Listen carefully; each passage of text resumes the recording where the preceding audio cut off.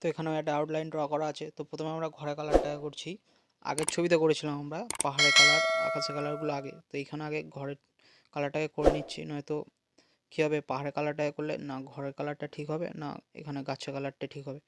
তো প্রতিবারই ছবির মধ্যে অনেক রকম চেঞ্জেস থাকবে, কোথায় কখন কী কালার করতে হয় প্রথমে। তো এখানে আমরা ঘরের কালারটাকেই আগে করছি। ঘরের কালারের জন্য ইউজ করেছি ব্রাউন, ইয়েলো আর ব্ল্যাক, আর তারপর অরেঞ্জ কালার ইউজ করেছি সাইডের রঙের জন্য। তো এরকম করে ঘরের কালারগুলো করছি। তো ছবির মধ্যে যেটা বললাম, যে ছবির মধ্যে প্রতিবারে কিছু চেঞ্জ থাকবে, কখন কোন জায়গায় কী কালার করতে হবে। তো এখানে দেখো আগে ঘরের কালারগুলো করে নিচ্ছি, তারপরে পাহাড়ের কালারগুলো করব। তো ছবিটা যখন মানে এখানে যে ঘরের কালারগুলো আগে করছি, তো তুমি বুঝতে পারবে যে কেন কালারটাকে আগে করলাম, এখানে পাহাড়ের কালারটাকে আগে কেন করলাম না।